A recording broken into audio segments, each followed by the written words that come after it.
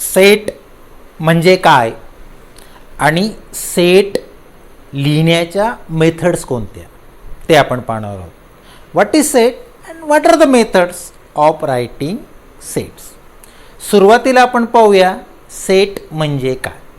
Set definition. सेटची definition जर आपल्याला समजून घ्यायची असेल तर 2 कन्सेप्ट आपल्याला माहीत असले पाहिजे.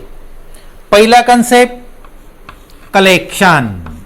आपल्याला माहीत असलं पाहिजे की कलेक्शन कशाला म्हणायचं. आणि दुसरी गोष्ट असणार आहे वेल डिफाइंड ऑब्जेक्ट्स. वेल डिफाइंड ऑब्जेक्ट्स. सुरुवातीला आपण पाहूया कलेक्शन म्हणजे नेमकं काय. काही मुलांना पिक्चर्स म्हणजे चित्रे जमविण्याचा छंद असतो. आता समजा एका मुलाने काही पिक्चर्स चित्रे ही जमवलेली आहेत. ही जी पिक्चर्स त्याने कलेक्ट केलेली आहेत, जमा केलेली आहेत, याला आपण कलेक्शन असं म्हणतो. या पिक्चर्समध्ये एज्युकेशनल पिक्चर्स पण आहेत, स्पोर्ट्सची रिलेटेड पिक्चर्स आहेत, सायन्सशी रिलेटेड पिक्चर्स आहेत, आर्ट्सशी रिलेटेड पिक्चर्स आहेत. ही सगळी पिक्चर्स त्याने ती जमवलेली आहेत. याला आपण कलेक्शन म्हणतो. आता त्या मुलाला असं वाटलं की अरे आपण असं करूया, स्पोर्ट्सशी रिलेटेड जी पिक्चर्स आहेत ती वेगळी करूया. आता तो काय करेल, त्याने जमवलेली जी पिक्चर्स आहेत त्यातून तो स्पोर्ट्सशी रिलेटेड असलेली पिक्चर्स वेगळी करेल. आता ही जी पिक्चर्स त्याने वेगळी केलेली आहेत ते सुद्धा एक कलेक्शन आहे. आता तो काय करेल, चेक करेल की मी जी पिक्चर्स जमा केलेली आहेत ती सर्व पिक्चर्स ही स्पोर्ट्सशी रिलेटेड आहेत का. मग तो एक एक पिक्चर आता चेक करतोय आणि त्याच्या असं लक्षात आलं की अरे ह्या पिक्चर्समध्ये एक पिक्चर हे स्पोर्ट्सशी रिलेटेड नाही तर एज्युकेशनशी रिलेटेड आहे. म्हणून त्याने काय केलं, ते बाजूला केलं. पुन्हा तपासत गेला आणि त्याच्या लक्षात आलं की एक जे पिक्चर आहे ते सायन्सशी रिलेटेड आहे पण स्पोर्ट्सशी रिलेटेड नाही, म्हणून त्याने ते बाजूला केलं. असं करत करत त्याने संपूर्ण पिक्चर्स तपासली आणि खात्री केली की या पिक्चरमध्ये स्पोर्ट्सशी रिलेटेड सर्व पिक्चर्स आहेत, दुसरं कोणतंही पिक्चर नाही. आता 3 प्रकारचे कलेक्शन्स आपल्या पुढे आहेत. पहिलं कलेक्शन सर्व प्रकारचे पिक्चर्स. दुसरं कलेक्शन त्याने जी पिक्चर्स केलेले स्पोर्ट्सशी रिलेटेड त्यामध्ये चुकून 2 पिक्चर्स आलेले आहेत, एक एज्युकेशनशी रिलेटेड आलेले, एक स्पोर्ट्सशी रिलेटेड आलेले, तरीसुद्धा ते कलेक्शनच आहे.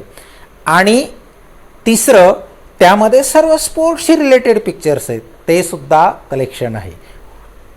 आपल्याला कलेक्शन म्हणजे काय हे लक्षात आलं. आता दुसऱ्या क्रमांकाचं जे कलेक्शन होतं त्या कलेक्शनमध्ये त्या मुलाने काय डिफाईन केलं की मला प्रत्येक पिक्चर हे स्पोर्ट्सशी रिलेट असलेलंच पाहिजे, दुसरं नको. म्हणजे त्याने काय केलं, जे पिक्चर्स आहेत, पिक्चर्स म्हणजे ऑब्जेक्ट, त्या कलेक्शनमधला जे जे पिक्चर आहे ते प्रत्येक पिक्चर म्हणजे त्या कलेक्शनमधला ऑब्जेक्ट. आणि त्याने ऑब्जेक्ट कसा डिफाईन केला की मला प्रत्येक पिक्चर हे स्पोर्ट्सशी रिलेटेड असलं पाहिजे. म्हणजे ही त्याची डेफिनेशन झाली. मग त्याच्या लक्षात आलं की त्यामध्ये 2 पिक्चर्स असे आहेत की ते पिक्चर्स त्याने जी ऑब्जेक्टची डेफिनेशन केलेली आहे ती डेफिनेशन सॅटिस्फाय करत नाही, म्हणून त्याने ती 2ही पिक्चर्स ही वेगळी केलीत. आणि मग जी पिक्चर्स त्याने जमा केलेली आहेत 2 पिक्चर्स वगळून त्याचं जे कलेक्शन बनलं, या कलेक्शनमध्ये मात्र आता सर्व पिक्चर्स ही स्पोर्ट्सशी रिलेटेडच आहेत. याचा अर्थ काय, प्रत्येक ऑब्जेक्ट हा त्याने सांगितल्याप्रमाणे, त्याने ठरवल्याप्रमाणे, त्याने डिफाईन केल्याप्रमाणे आहे. म्हणजे याचा अर्थ काय, प्रत्येक ऑब्जेक्ट हा वेल डिफाईन्ड आहे. तीनही कलेक्शनच आहेत, पण या तीनही कलेक्शनमध्ये लास्टचं जे तिसऱ्या क्रमांकाचं कलेक्शन आहे, थर्ड नंबरचं जे कलेक्शन आहे, यामधील प्रत्येक ऑब्जेक्ट हा वेल डिफाईन्ड आहे. म्हणजे ते कलेक्शनही आहे आणि शिवाय वेल डिफाईन्डही आहे. अशा प्रकारचं जे कलेक्शन असणार आहे त्याला आपण सेट असं म्हणतो. मग सेटची डेफिनेशन काय तयार होईल? A collection of well defined objects is called a set. A collection of well defined objects, well defined objects is called a set. त्याला आपण सेट असं म्हणतो. आता सेट लिहायचा कसा? सेट लिहिण्याच्या 2 मेथड्स आहेत. There are 2 methods of writing sets. First method आपण घेणार आहोत लिस्टिंग मेथड, म्हणजे त्याला आपण यादी पद्धत म्हणतो. लिस्टिंग मेथड, त्याला एक दुसरं नाव आहे रोस्टर मेथड और रोस्टर मेथड. लिस्टिंग और रोस्टर मेथड. आता या मेथडनी आपल्याला सेट कसा लिहिता येणार आहे ते आपण पाहणार आहोत. आपण त्यासाठी एक एक्झाम्पल घेऊ. Set of days in a week. एका वीकमध्ये जे डेज असतात त्या सर्व डेजचा सेट आपण घेणार आहोत. आता हा सेट आपल्याला लिस्टिंग मेथडने लिहायचा आहे. सर्वात आधी आपल्याला या सेटला नाव द्यायचं आहे. कोणतं नाव देणार आपण? जी इंग्लिश कॅपिटल अल्फाबेट्स आहेत यापैकी कोणतंही एक अल्फाबेट आपण या सेटचं नाव म्हणून घेऊ शकतो. समजा आपण या सेटला डी असं नाव दिलं. आपल्याला काय लिहायचं आता? डी म्हणजे काय? D is set of days in a week. आता आपल्याला लिस्टिंग मेथडमध्ये सेट कसा लिहायचा पहा. सेटमध्ये किती एलिमेंट आहेत, किती ऑब्जेक्ट्स आहेत? 7. ते सर्व ऑब्जेक्ट्स आपण लिहूया. संडे, मंडे, त्यानंतर असणार आहे ट्यूजडे, नंतर फ्रायडे, नंतर वेन्सडे. इथे जागा कमी असल्यामुळे वेन्सडे आपण नंतर लिहित आहोत. Wednesday, Saturday. आता बघा बरं, 7 ऑब्जेक्ट झालेत का? 1 2 3 4 5 6. कुठला राहिला मग? Sunday, Monday, Tuesday, Wednesday, Thursday आपला राहिलेला आहे. तो थर्सडे आपण घेऊया. थर्सडे. अशा पद्धतीने हे 7 ऑब्जेक्ट्स आहेत असं आपल्याला वाटतं, परंतु तसं नाही. बघा का तसं नाही आहे ते. आपण काही नंबर्स लिहिणार आहोत. 7 9 4 2. हा नंबर रीड करा बरं. काय कसा रीड करणार? 7942. आपण असं नाही रीड करत. 7942. याचा अर्थ हा एकच ऑब्जेक्ट झाला. तसा हा सुद्धा एकच ऑब्जेक्ट होईल. आता पहा बरं, आता कसं रीडिंग करणार? 7 9 4 2. म्हणजे ऑब्जेक्ट्स किती झाले? 4 ऑब्जेक्ट्स. कसे झालेत मग हे? 2 ऑब्जेक्ट्स आपण कॉमाने सेपरेट केल्यामुळे प्रत्येक ऑब्जेक्ट आपल्याला सेपरेट करता आला. तेच काम आपल्याला इथं करायचं आहे. कोणत्याही 2 ऑब्जेक्ट्सला आपण कॉमाने सेपरेट करायचं. या पद्धतीने सर्व ऑब्जेक्ट्स आपण सेपरेट केले. आता मात्र हे 7 ऑब्जेक्ट्स झाले. 1 2 3 4 5 6 7. त्यानंतर काय करायचं आहे? लिस्ट केली लिस्ट का केली? कारण लिस्टिंग मेथडमध्ये आपण सेट लिहित आहोत. आता आपल्याला काय करायचं आहे, हे सर्व ऑब्जेक्ट कर्ली ब्रॅकेटमध्ये क्लोज करायचे. कसं बघा, या पद्धतीने कर्ली ब्रॅकेटमध्ये क्लोज करायचे. अशा पद्धतीने आपण लिस्टिंग मेथडने सेट लिहू शकतो. आता दुसरी मेथड आपण पाहणार आहोत, सेकंड. हिला रूल मेथड असं म्हणतो आपण, रूल मेथड. यालाच नाव आहे set builder method. Set builder method ही सेट लिहिण्याची सेकंड मेथड आहे. आता या मेथडमध्ये आपल्याला सेट कसा लिहायचा आहे तेच एक्झाम्पल घेऊ आपण. Set of days in a week. सुरुवातीला सेटला नाव द्यायचं आहे, तेच नाव आपण देऊया डी. आता डी इज इक्वल टू आपल्याला सेट लिहायचं आहे. जसं आपण लिस्टिंग मेथडमध्ये सेट हा कर्ली ब्रॅकेटमध्ये लिहितो, तसंच रूल मेथडमध्ये सुद्धा सेट हा कर्ली ब्रॅकेटमध्ये लिहायचा आहे. एक गोष्ट आता लक्षात ठेवायची आहे, इथे आपल्याला रूल वापरायचा आहे, लिस्ट नाही. म्हणून आपण हे जे एलिमेंट्स आहेत हे इथे लिहिणार नाहीत. काय करायचं मग, ह्या सर्व एलिमेंटऐवजी एकच एलिमेंट आपल्याला इथे लिहायचं आहे. मग मंडे लिहायचा, फ्रायडे लिहायचा की थर्सडे लिहायचा, सॅटरडे लिहायचा, हा प्रश्न आपल्या मनासमोर येईल. म्हणून आपण काय करणार आहोत, असा एलिमेंट आपण लिहिणार आहोत की तो एलिमेंट हा या सेटमधील प्रत्येक ऑब्जेक्ट रिप्रेझेंट करेल. आपण काय करूया मग, या प्रत्येक ऑब्जेक्टसाठी प्रत्येक ऑब्जेक्ट रिप्रेझेंट करेल असं इंग्लिशमधील स्मॉल लेटर घेऊ. कुठलंही लेटर तुम्ही घेऊ शकता. समजा आपण स्मॉल ए घेतला. स्मॉल ए काय रिप्रेझेंट करतोय, संडे. स्मॉल ए म्हणजे मंडे, स्मॉल ए म्हणजे ट्यूजडे, स्मॉल ए म्हणजे फ्रायडे, वेन्सडे, सॅटरडे, थर्सडे असं.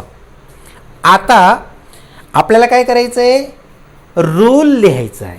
ए काय डिनोट करतो, ए काय डिनोट करतो, हे साइन काय आहे, ए काय डिनोट करतो. कसं वाचतात ते, ए इज सच दॅट, ए कसा आहे. ए काय मग, ए हा वीकमधील डे आहे, डेज नाही. ए हा एकच आहे म्हणून ए काय आहे, day in a week. A is a day in a week, म्हणजे वीकमधील तो एक दिवस आहे.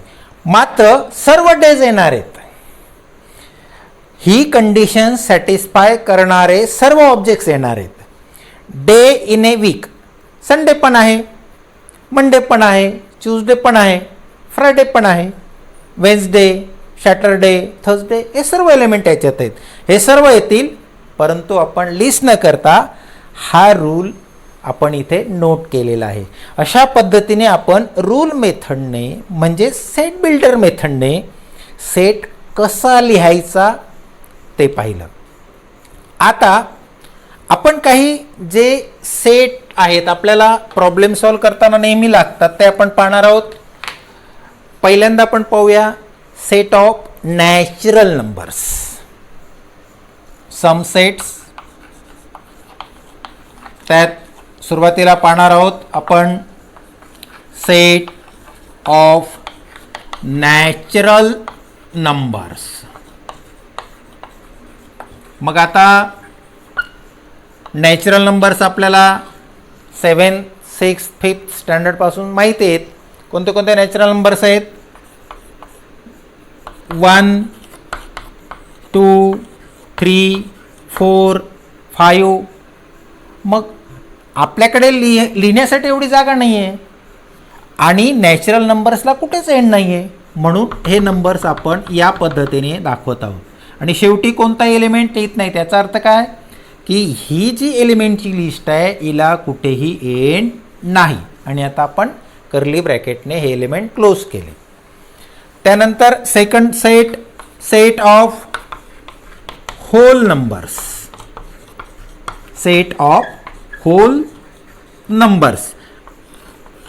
सेट ऑफ होल नंबर्स आपण कुठल्या सिम्बॉलने दाखवतो? Capital W. आता कॅपिटल W मध्ये कुठले कुठले एलिमेंट येतील? 0, 1, 2, 3, 4, 5 अँड सो ऑन. कुठेही याला एंड नसल्याने आपण शेवटचा एलिमेंट लास्टचा एलिमेंट नोट करत नाही, कारण एलिमेंट्सना एंड नाही आहे, ऑब्जेक्ट्सना एंड नाही आहे. Third, set of integers. Set of integers. Set of integers आपण कॅपिटल आय ने डिनोट करतो.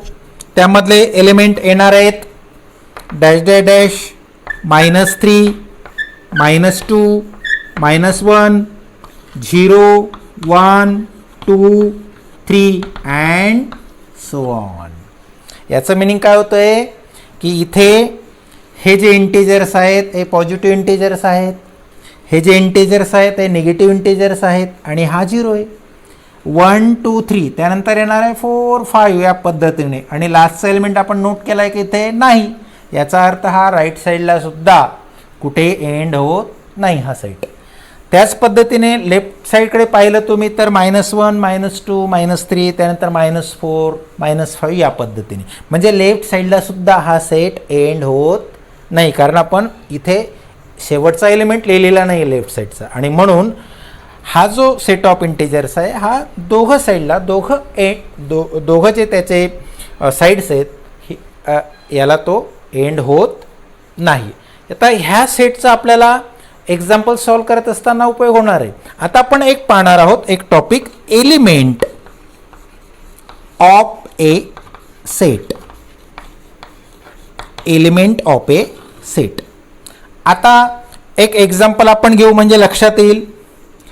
आपल्याला सेट ए दिलेला आहे आणि त्यामध्ये एलिमेंट्स आहेत 3, स्मॉल p, स्मॉल q, पुन्हा m, t, 19.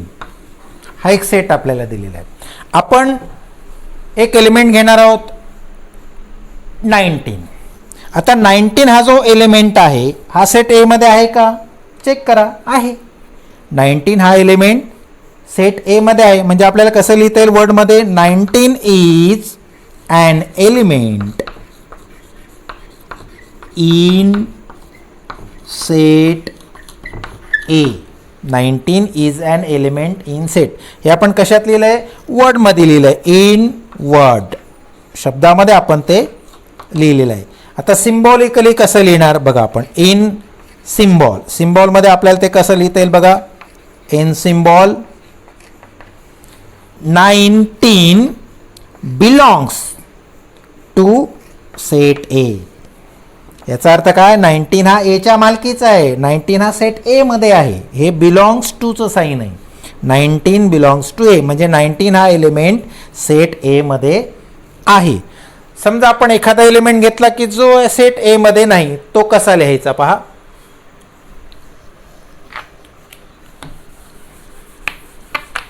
कसा एलिमेंट आपण घेणार आहोत जो सेट ए मध्ये नाही. समजा आपण 5 घेतला. सेकंड आपण घेत आहोत 5 इन वर्ड. कसं लिहिता येईल आपल्याला? 5 is not an element of A. 5 हा ए मध्ये नाही आहे. 5 is not an element in A. A मध्ये तो नाही. मग आता आपल्याला इन सिम्बॉल कसं लिहिता येईल? सिम्बॉलमध्ये आपण ते कसं लिहिणार आहोत पहा. 5 is not belongs to A. 5 does not belongs to A. असं जरी लिहिलं तरी चालेल. या पद्धतीने आपण एलिमेंट ऑफ ए सेट म्हणजे नेमकं काय ते पाहिलं. आणि जर एलिमेंट हा सेटमध्ये असेल तर आपण ते कसं लिहितो, आणि जर एलिमेंट हा सेटमध्ये नसेल तर ते कसं लिहितो हे पाहिलं.